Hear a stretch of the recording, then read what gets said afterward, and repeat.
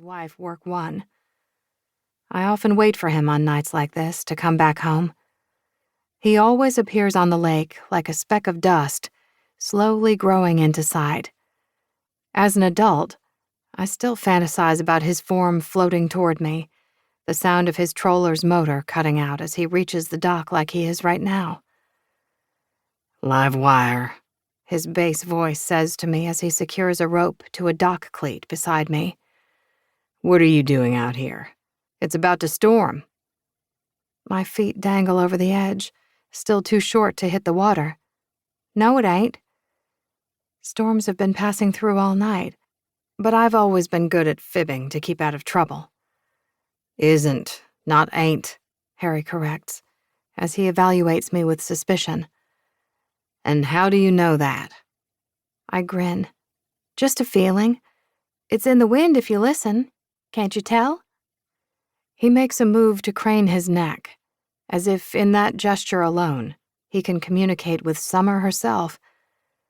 "Yeah, I can hear it. It's telling me it's going to be a big one." He sits down beside me, crossing his legs on the wood like I hear they do in school. His ankles would be in the water if he draped them over the edge like I do. "I want to teach you something, if you're going to be out here like this," he says. "Now listen good." He holds his finger up toward the sky and waits. I bunch up my gown to my knees and stare at him, feeling funny, impatient. He shakes his head. "Just wait." I do as I'm told, the wind wrestling my hair as it begins to pick up. Murky clouds block out the stars.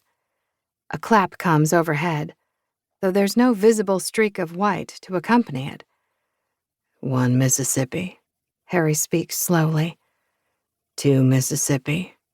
3 Mississippi. 4 Mississippi." He keeps going, gets to 16. The sky roars, a deafening crack. "You hear that?" he asks. I nod. "That means the storm's 3 miles out. Every 5 seconds you count equals 1 mile. "A whole mile," I say. "Well, that's ages away." "No, it isn't. You try it." Another clap. I hold up my finger, like I am conducting the heavens. 1 Mississippi. I pause. Harry counts with me. 2 Mississippi. Pause. 3 Mississippi. We reach 10. Clap. This time the clouds over the east end of the lake flash. My mouth drops, and I look to him in amazement. 2 miles? He nods. "We better head back up. Storms like this move in quick." "Do we have to? It won't hurt us," I insist, believing the encroaching mist is my friend. Harry runs his hand over the back of his neck. He's covered in sweat from his shift, probably tired to the bone, but he never has been able to say no to me. Of all his children, I'm his favorite, and I know it, probably because I'm the only girl. "Come on back here then," he says, gesturing to the shed behind the dock. "Your mama will cook me alive if I let you get struck by lightning."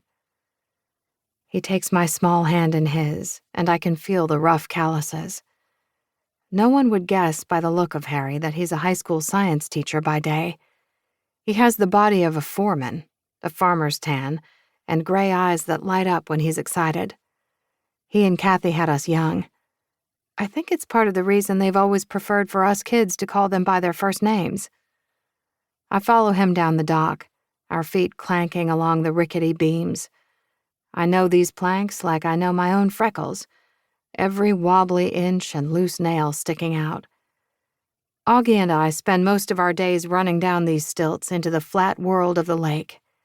I've scraped my knees on them more times than I can count. Harry opens the door to the shed and leads me just inside.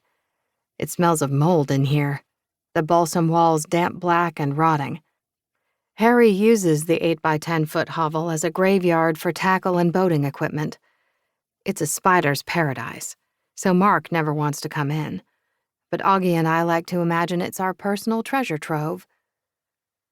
Harry stops me just